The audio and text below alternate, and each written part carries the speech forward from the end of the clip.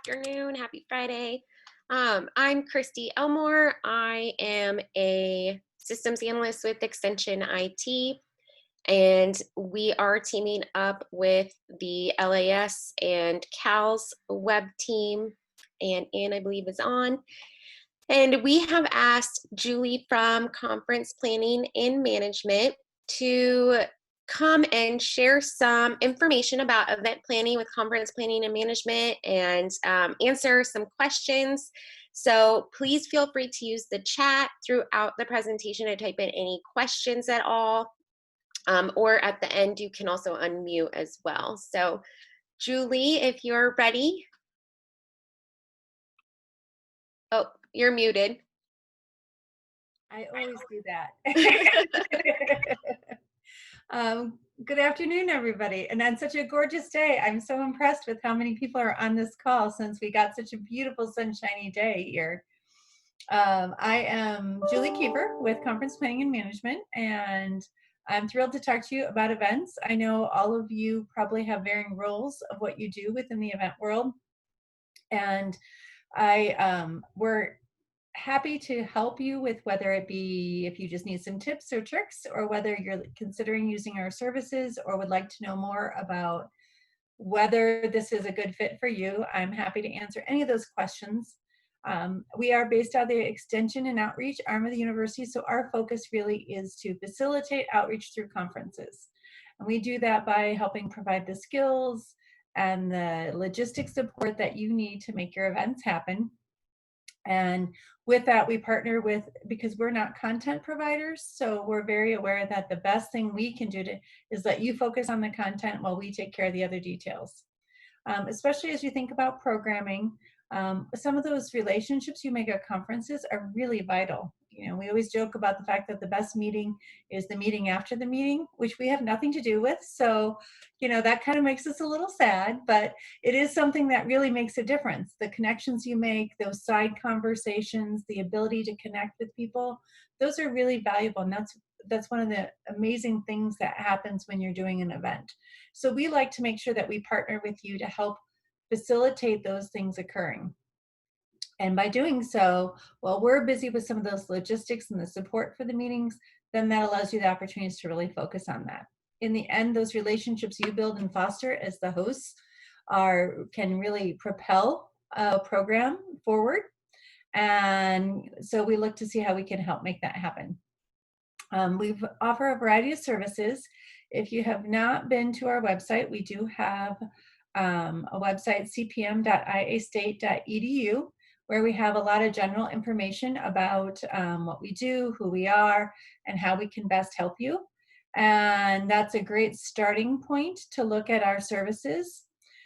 What we do is we break our services down. So we try and really work with you to do an intake meeting to talk to you about what your needs are, and then really look at what resources we can bring to the table to make your program successful. Sometimes you might only need assistance with registration. Sometimes you might need assistance with the full package. Sometimes you just need somebody to help you kind of think it through. And because it can be really daunting to think about, like, say, bidding on or hosting a conference.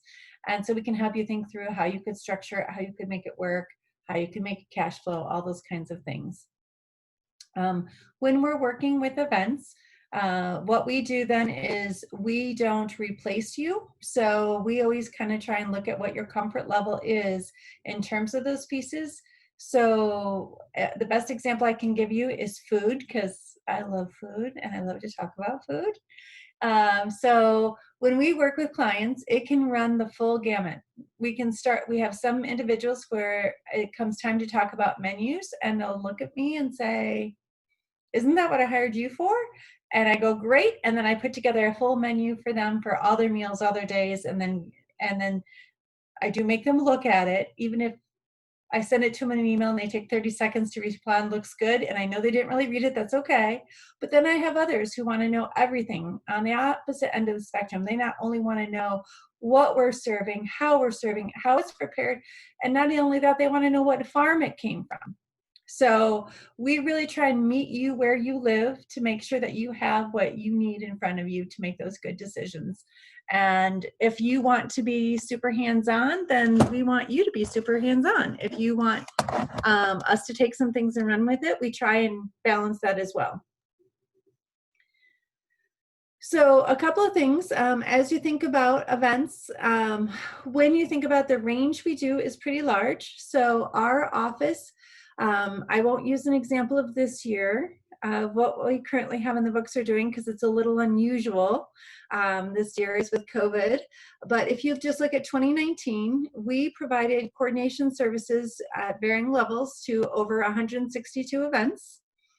And we provided registration services to over 1,200 events. So it's really, it's really one of those things that we have a lot of services. In the world of registration, we have data only packages for people who really want to manage it all themselves. And also they may be individuals who are out in the counties and they just need some help with registration for some of their programming. It might be a workshop or a webinar. And so our registration services run the full range, whether you want the full conference experience, all the on-site. If you need a website design, we can do that for you as well. However, you might have, I just need a mechanism. And if that's the case, we can just set you up with that as well. One of the things that's probably really important to know is we take the lens that this is always your event. So we are there to partner with you, but it's your event. So the data is yours. You have 24/7 access to your data at all times. So you can, you can be the one to answer the question if you want to. We provide support to that. So we have an email address, and our phones are manned 8 to 5 Monday through Friday for people who want that personal connection. You have some people who might register and then they want to call immediately. Did that go through? Did you get that? So we try and provide you access to both so that if they're calling you directly, you have easy access to look and say, yep, they did. I saw you registered. It came through. It's right there because it's real-time access to all your data. The reverse might be true, that you just want them to shoot us an email, and they'll shoot us an email and we can take care of them to make sure that their needs are taken care of in that arena as well. So for registration, those are, and the range of what we do in registration is pretty large. So one of the things, we just finished a plant sale. So in that world of COVID, we had to go online with our plant sale because it couldn't be face-to-face, right? So a fun fact, they offered 343 different plant options. I made the mistake of saying, well, we're like geraniums the favorite. And then nope, there was 343 options, Julie. And they sold over 3,400 individual plants. So just to kind of give you a feel for the scope of what we can do with registration, it can be super complex if that's what you need to have happen. The same is true when we're doing the face-to-face events. We do events that are 15 people all the way up to 15,000. So we've done high-touch meetings that are what I call airport meetings. They might need to have a quick and dirty half day, but they need to be face-to-face. So they all fly into the same airport, and we book space near the airport, manage the whole event, and then they can fly out, because if they can eliminate for certain individuals, if they can eliminate the leg, an additional leg to their flight, it makes a difference. We do youth events, we do everything from, so some of you might be familiar with FFA. So we actually do their annual conference, which is 5,000 blue jackets running around the Iowa State campus.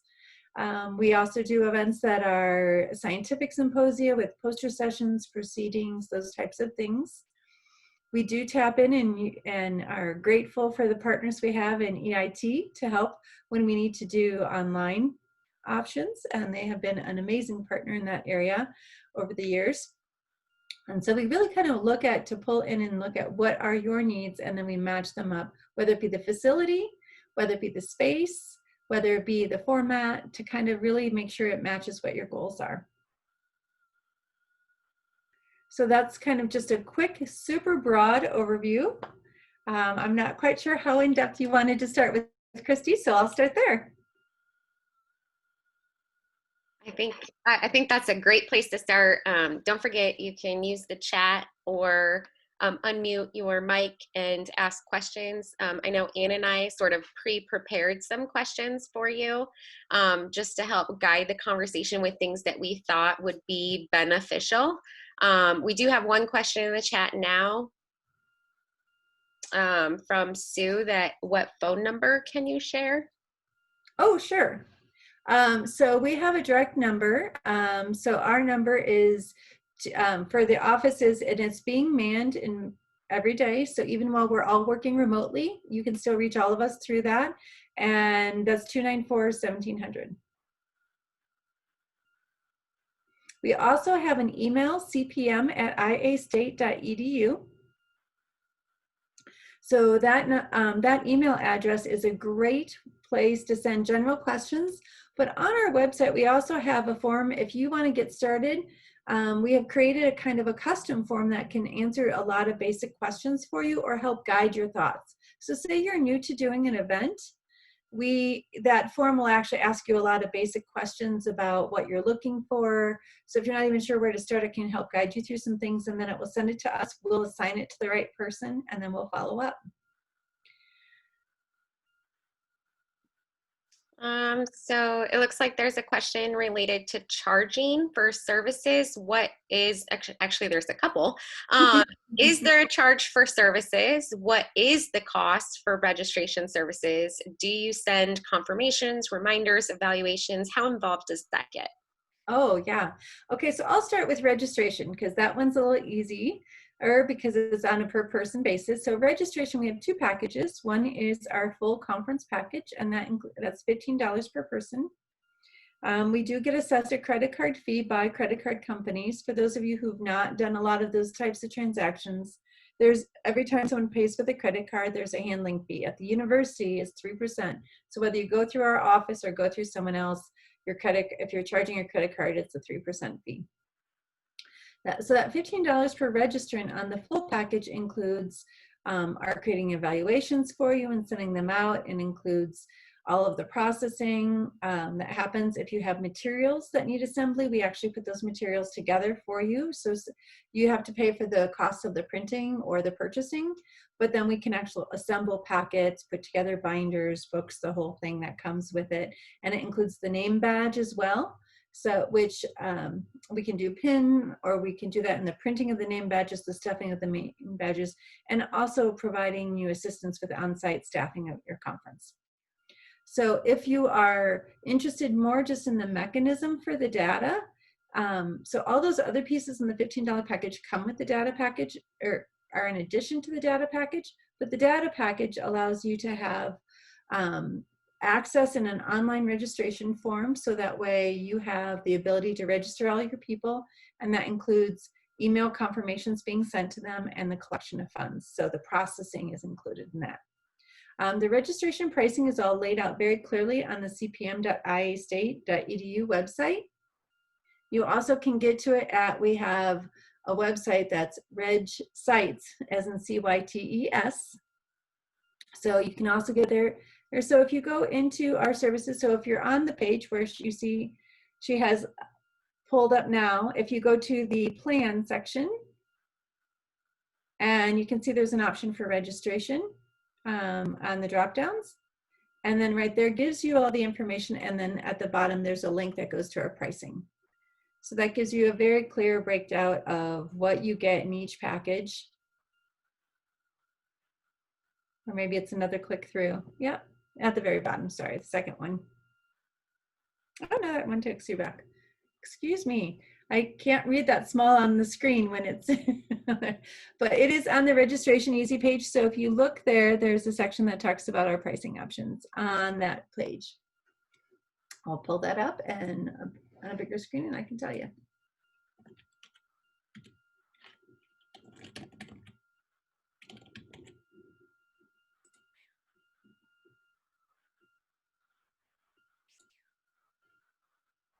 So it's on that first page when you click on registration before you get to the registry, and it takes you down there. And then if you look at that page at the top, you've got. Do you want to share your screen? Do you want to just share your screen? Sure, let me pull that up. While you're getting that set up, I was just going to mention, you know, the extension county folks are probably very aware that we can't do integration for them to accept credit cards on their website as a university rule. So, I mean, that is just such a benefit that CP&M offers is the ability to take those online payments in a secure fashion. Yeah. Okay, so I'm going to take you to our site. So can everyone see that? Great. So if you go to plan and you go to registration, then you also can see here on the registration page that once you go down to plan, you go to registration, and then on this page, you can also check out all your options, and the services tab to the left there will actually outline all of your services. So it breaks down the packages and how they're put together.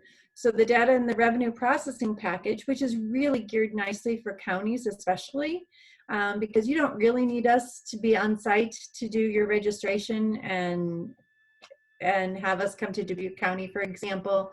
You got that covered. What you really need is that mechanism, and that ability to take payments is really critical. The university is very, especially in today's day and age, both the university and all entities are looking at ways that we can help protect our employees and make sure that things are very clean and easily documented and compliant, especially with tracking and identity. The registration system we use is very good, and it is one that can give you lots of options.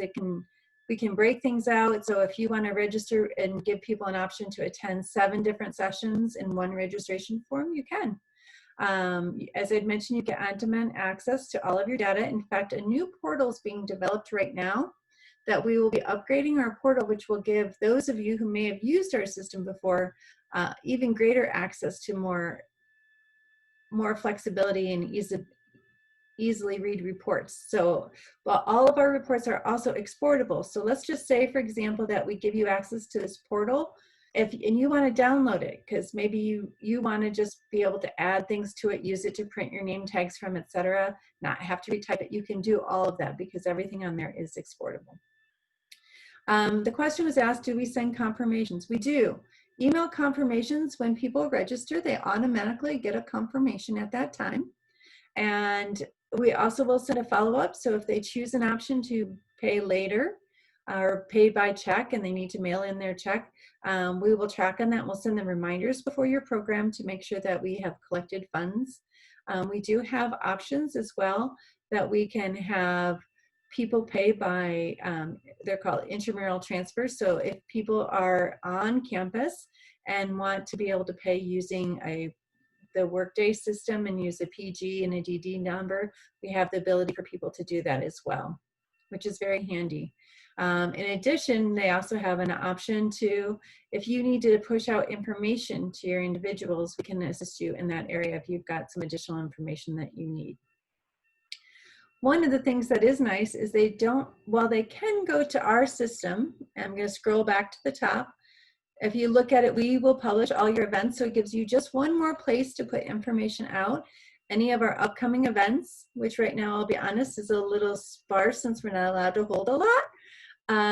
But we have another way that we can also help market your events and list those upcoming events.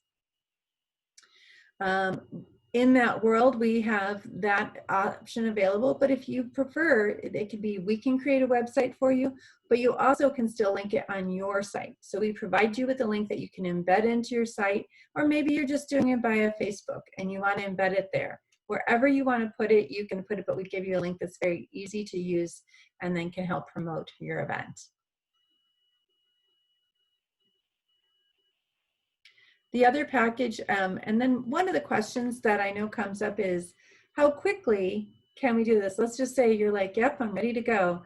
We ask for at least 2 weeks. More time's always better, but we do ask for 2 weeks to make sure we can get you live. If you're really in a crunch, if something has occurred and you need to move quickly and quicker than that, we can see if we can help you.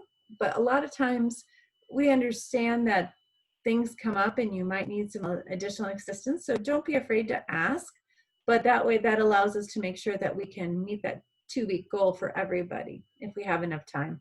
It also guarantees that you get the product that you want. So we'll set it up, we'll send you a test link, and then you can review the test link, see how it works. I always joke that I encourage you to try and break it.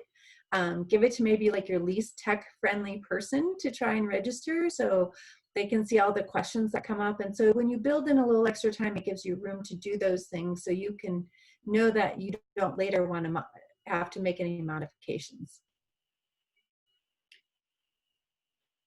The $15 package is also outlined there. Both of those are available to all Iowa State and county offices. So we can do things like certificates if you need it, and we also can assist with CEUs. So if people need to have that for certification or pay for that in their registration process, we can do those things for you.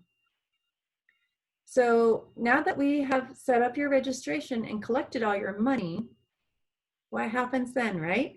So one thing, what happens is whenever you're done and we've collected all the funds on your behalf, then we actually disperse those to you. So it's your money, it goes to you. What we do is we'll just net our fees out of the funds. So let's just say, I'm using simple math because it's a Friday afternoon. Your fees were $100 of what you collected, and our portion is the 10% package. So that would mean of the $100, $10 belongs to us. We would just take the $10 out, and then we would just send you the 90. So it's pretty easy. I feel like someone's going to ask, at least I'm going to ask, when someone is filling out the registration form, Julie, what do we do with their information? I mean, how protected is their information? Do we sell those lists? Do we use it for future marketing? How annoying do we get with our communication? That is a great question. Thank you. The list so the data is yours. So you choose what happens with it. So if for some reason someone wants to, I'll use a good example. We've had it come up. So a lot of us have programming interests that might intersect. So we might have a conference that's about soil health. And there's another conference that's about, that's agronomy related. They might say, hey, maybe they have a mailing list that we could use to market to. We would not share that list without ever talking to you to say, is there an ability, could your data be shared? So you have control of that. We don't, because we own, for the more technical ones on the call, so the server is ours. It's, all your data is stored on an Iowa State server. So that data is protected. It's not up in a cloud. It's not, if you use Event or Eventbrite or some of those other ones, that data actually, when you register, you're using their system, so the data actually belongs to them. You're using Iowa State system, so the data belongs to Iowa State Extension, because that's who it's licensed to, and that's how we make sure that we're protected. So they won't get any spam things from us. We do updates on a regular basis, and so we make sure that we are compliant. We work very closely with the Treasurer's Office to make sure that our offices are always compliant with all the latest technology, all the latest standards. And in fact, our office is one of the sanctioned locations. There's only very few systems on campus anymore that are allowed to collect this kind of information, and we are one of those. So it's not uncommon for another group, if there's a new upgrade out there and their system can no longer be compliant, they'll be sent to our office then to help them through. There's a few more questions in the chat. Fred asked, he's the one that asked previously about the cost for registration services and confirmations, reminders, and evaluations. He wants to know about non-fee programs. Oh, sure. Well, that one's the best one of all. So if there's not a fee, you get to use it at no charge. So you would get the data and revenue processing, but 10% of nothing is nothing, right? So you do have this ability to use that to collect your data, especially consistently, right? So then that guarantees that your people, you might be offering in these current days, maybe you used to do it as a face-to-face, but right now you're going to go virtual to offer your programming at this point in time. So in this current world, you might decide that you don't want to charge your attendees, but you just want to get the information to them. And so if that's the case, then you can still use the system to set it up from those areas. And that all would fall under the data and revenue processing package. I know we specifically use that ability with our content editor training registration. We run a couple of those every year, and so we, of course, don't charge for it. So, and it's very handy and easy to use. Sue wants to know if people pay with check and credit cards or credit cards only. Oh, you can, that's at the discretion of the client. So you set it up. So I've got some groups who they're like, I'm not messing with that. I'm not messing with collections. I want to be in and done, and they do credit card only. And we have others who want to have the options for check. We also, just so you know, because a lot of you might be working with schools, so we do accept purchase orders as well. So they can do check, they can do credit card, they can do purchase orders, they can do intramurals. Honestly, in today's world, the only thing that gets a little dicey is taking cash. So we prefer not to take cash, but it's just funny days, right? When we were all kids, we were all like, cash spends, but not anymore. And do you want to jump in with any of your questions? I know some of the questions we wrote down, I feel like Julie has already answered. So yeah, I know. very thorough. Let's see. I was trying to recall kind of where it was. Yeah, I mean, a lot of our questions, yeah, we had surrounded like live events and that kind of thing, and how you go about getting started. Is it a requirement to use CPM? So like if you're holding a small event and maybe there's going to be, let's just say 20 people there, and let's say it's a 4-H event, and let's say that it's students, meaning people that are under the age of 18, and you want to collect registration information, but you're like, it's just 20 people. Can't we just do that on our own site? Like, can you talk a little bit about why it may, maybe a better idea to use CPM, and a little bit about that? Sure. So a couple of things. When it comes to events, you have, there are some university guidelines you have to look at, making sure that you're compliant with. That being said, we are one of the resources to help you meet those compliant goals. So for example, in terms of credit card processing, accepting data, those types of things, while you're not, I would highly encourage you to use our registration system at whatever level. Okay. And that's because we can help make sure you're compliant in terms of the integrity of data, make sure your people are protected, and make sure that you're collecting the information, or excuse me, the payments correctly. So from that standpoint, that is part of that university compliancy piece when it comes to the financial management of funds. However, if you're talking about the other services you might provide, so like the arrangements, the logistics, all those types of pieces, that is a choice.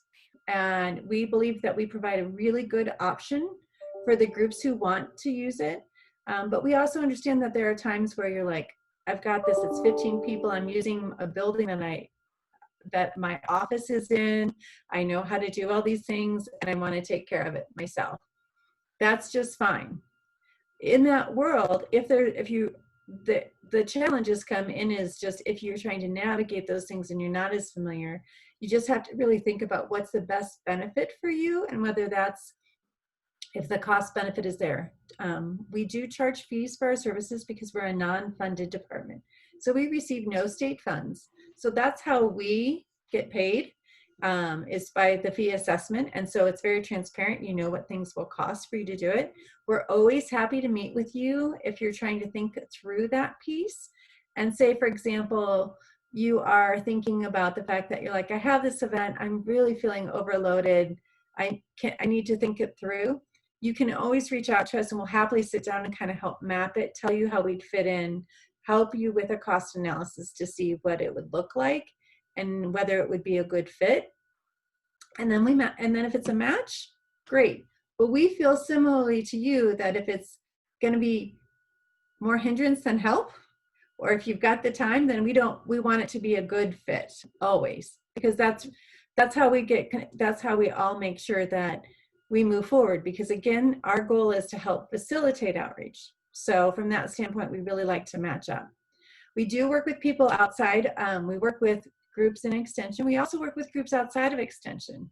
We also work with hosting conferences. So for example, you might be in an environment where you belong to an association and you think Iowa State should host this. But that's just another layer to your program of work that you might need a little help with. And then that might be where we're the better fit. And we're okay with that, because we're a firm believer that if we're the right fit, it goes well.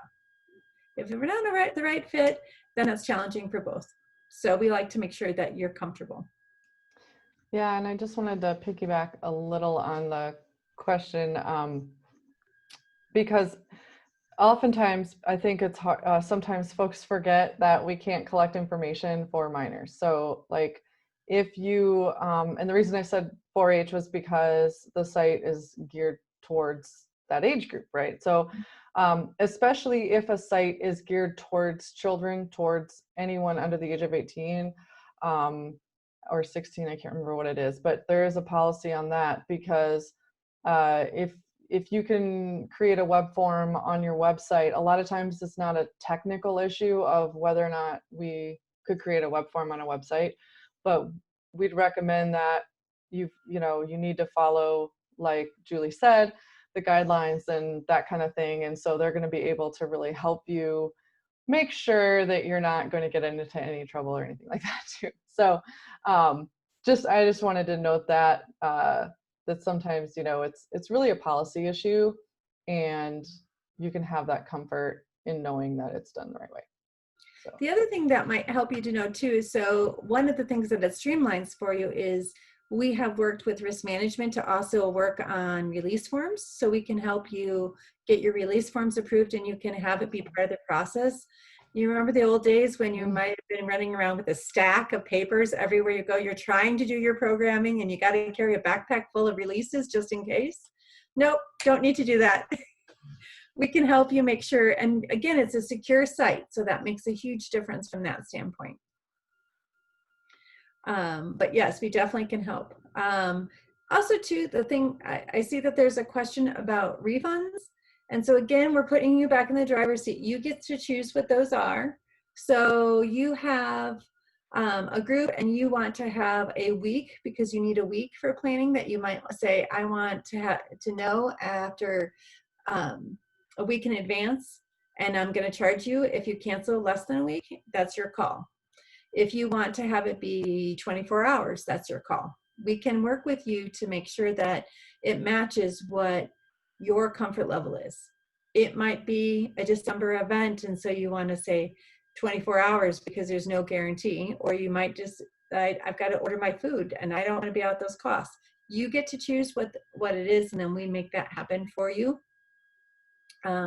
Once a group cancels, we do the one stipulation we have, which is really for your protection, is we ask that people have to tell us in writing. We don't need a formal letter. An email works, but they do have to tell us in writing if they want to be canceled and refunded, so that we have a record of that on your behalf as well, so that if someone later says, well, I called, then we have a way to know, because you make decisions based on the finances of your program, and we want you to be able to make good choices because you have informed information. Once a cancellation occurs, we automatically will follow the guidelines of your policy, and if they cancel 3 weeks in advance and your policy is 3 days in advance, then we'll go ahead and we'll refund them and send it back based on whatever policy is set up. You don't need to engage in that. You don't need to be involved in that. We just take care of it. If it's a credit card refund, it goes rather quickly. It's usually within 24, 48 hours at the most. If it's a cancellation that's requires us to have a check issued to them. That takes a little bit longer. I usually tell people assume a week to 10 days just to be safe, because it's got to go through the university system. But usually it's very quick. If someone has a unique situation, an emergency of some sort, that they reach out and that's what they share when they cancel, we then pass those on to you as the organizer of the event for you to weigh in on that call. So that way you can make a decision. If we won't make decisions outside of the parameters you've given us without your approval. But if someone has, unfortunately, a family emergency and you want to refund them, then that's your call. To piggyback off of that, sorry, Anne. Yeah. I was just thinking, what about if I am hosting an in-person event and I've contracted with you for one of the paying options. I've said I'm going to give you $15 per person, say, and we've done all this work, and then some weird pandemic hits and we have to cancel my event last minute. Am I still responsible for giving you any payment for the work that you have done? Oh, gee, this sounds like something like this might be happening right now, right? Well, we have spent a lot of time in the last 2 months doing work on things that didn't occur, which is really unusual for our team. So it's a great question. So first and foremost, if you were to decide to cancel your event, we would work with you on what's appropriate for your group for cancellation. So if in fact, if they purchased an event that they're not getting that product, right? So we do have to refund them. That's just as a general consideration as a group. They purchased something, they didn't get it, so therefore we owe them a refund. So within that process, we have refunded lots of people those last couple of months. But again, that's a conversation that's held with you to kind of walk through what makes sense. And there are some options. So for those of you who it's a real hardship, because those are some things there's some strategies to think about in terms of how to apply that. You can see if you're going to postpone that, and can you defer that and ask to keep their funds so that they first have an option to move to a new date. It's a little messy. It's a little messier for tracking, but it's something that's a good way that if you're afraid that you won't capture their interest later, or you want to keep that money in the pot so you've got it for later, it's something we can certainly look at doing. We've had an equal number of groups who've just said, we're out, we're going to sort this out later when things solve, and we don't have a new date. So then we've just automatically refunded all of them. And we've had others who've said, nope, we're going to pick this new date and this is it. And we were only a week out and everyone was registered. I want to just transfer their registrations to the new date. And then we communicated that to the registrants and given them options saying, we would like to hold this. Would you like to do so? And then give them a choice of whether they chose to cancel and wait to see what their schedules look like later, or whether they said, nope, I'm still coming. A lot of times, especially if they need that continuing education for certification reasons, they really do need to find a way to get it. So it saves a step for both then. We don't have to recollect and they don't have to resubmit. So you can do either. Did you happen to already answer? I see a question here about attendees like canceling the day of. So let's say the event is actually still happening and, oh, sorry, not canceled.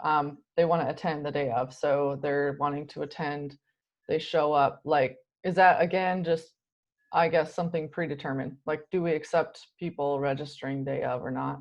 Yep. So for most of our events, we keep registration open till the day of. If it's a face-to-face event, you've heard the phrase of walk-ins, so we can certainly do that. So let's just say, for example, it's an event. If we're on site, we'll go ahead and we'll take registrants as long as you're comfortable with taking them. Our system can totally support it.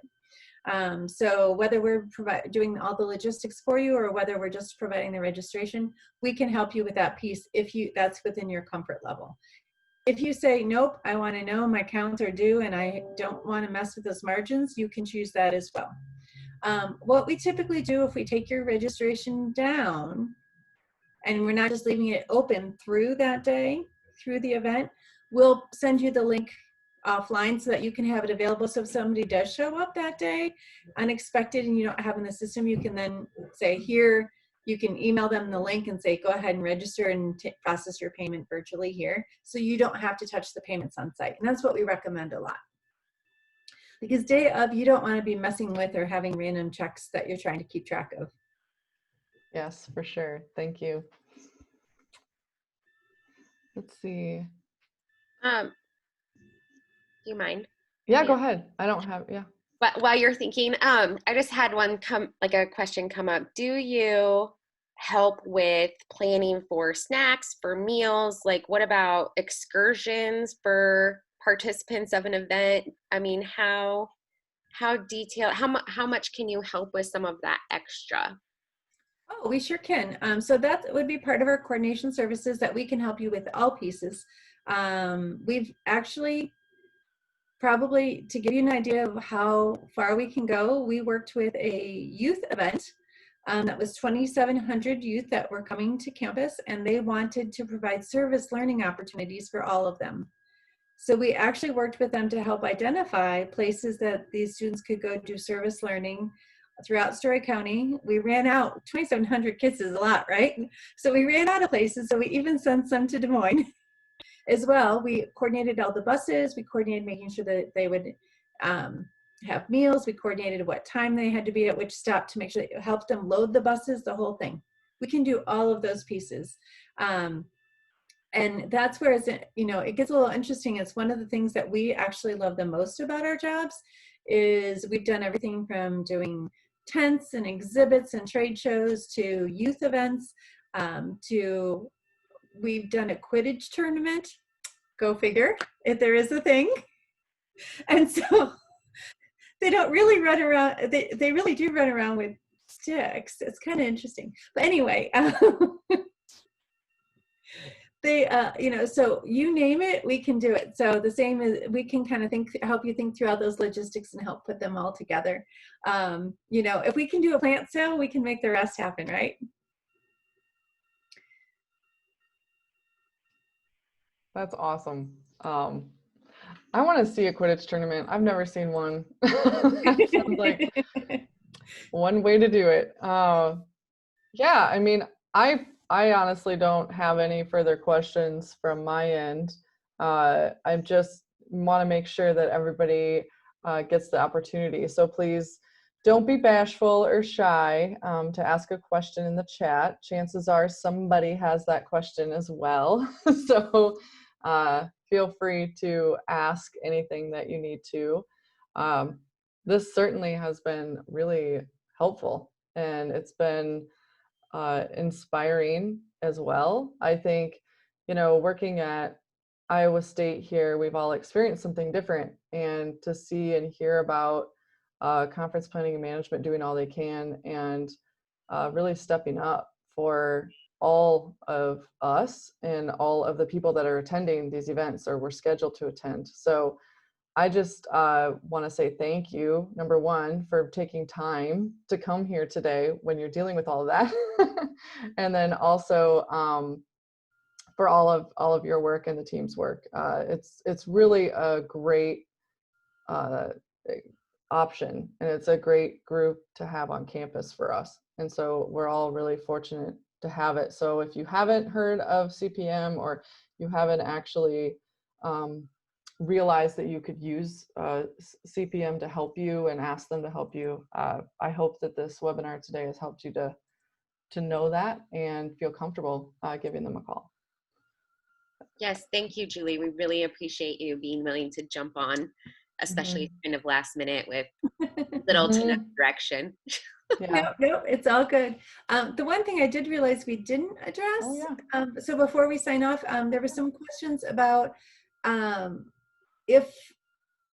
what to do if you had an event and you don't know what to do now because you can't hold it. So in the current days, I know it's really challenging. It's challenging to know what to do about your fall events. Our team, since this has occurred, has been working furiously to make sure that they look at best practices and equip themselves. So if you do need to do an event, but you're not sure, or comfortable because of the fact that you're not sure how you would implement the social distancing. You're not sure how you would implement best practices. We've been working hard on making sure that we can really help guide people through that. And that does include really looking at helping to guide them through some best practices as it relates to taking their event virtual. So whether it be whether you just need a simple version or a way to help you think it through, and then we can help you pull in the right partners as well. I want people to, we're all going to be thinking differently about how we do things moving forward. And so I just want to reassure you, even if it's just you need a listening ear who cares about helping make sure your event's successful. Not that there aren't lots of them, but if we're happy, we've been having a lot of those conversations and we're happy to have those with you too. Excellent. Did you have anything else, Christy? I don't. Okay. It looks like everyone else is kind of wrapping up as well. Okay. Yeah, thank you, Julie. Thanks. Yes, thank you so much. This is really helpful. And content editors, all of us working on websites, it's just excellent to have that information to be able to pass along, because oftentimes we're the ones working with others that are asking questions, or like maybe these folks that are in here today. I know most of you are go-tos, so thank you for being those go-tos as well, and being here today to capture this information for others. So. And we will be sharing out the recording as soon as it's available. So feel free to pass that on to others in your unit or office that might benefit from hearing more about what CP&M can offer. All right. Thanks again, Julie. Thanks. With that, Have a great rest of the day. have a good day. Take care. Bye.